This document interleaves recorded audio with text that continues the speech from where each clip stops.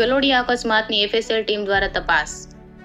ગલોડિયા ગામે ગઈકાલે થયેલ ટાટા કંપનીની નેક્સા કાર તથા ટ્રેક્ટર અકસ્માતમાં જીતાભાઈ દલજીભાઈ પટેલનું અવસાન થયું હતું. આ સાથે ટાટા કંપનીની નેક્સા ચાલકે અને એક મોપેડ સવાર વિનોદભાઈ વાઘરીને પણ શારીરિક ઈજા પહોંચાડી હતી. અતિ તીવ્ર ગતિએ તથા સ્ટંટબાજી કરીને કાર ચલાવી એકનું મૃત્યુ તથા બીજાને ઈજા પહોંચાડતા બનાવ બનતા ગલોડિયા પંથકમાં જબરદસ્ત વિરોધ થયો હતો. તેના ગામના અને પરિવાર દ્વારા આરોપીને પકડવા ઉગ્ર માંગ કરી હતી.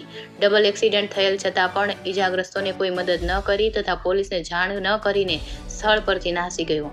આ બનાવના વધુ તપાસ માટે આજે પીએસઆઈ એવી જોશી અને એફએસએલની ટીમ સ્થળ પર પહોંચી વધુ તપાસ હાથ ધરવામાં આવી રહી છે. India 24 news reporter Jayesh Thakar સાથે જિલ્લા ચીફ બ્યુરો સાબરકાંઠા.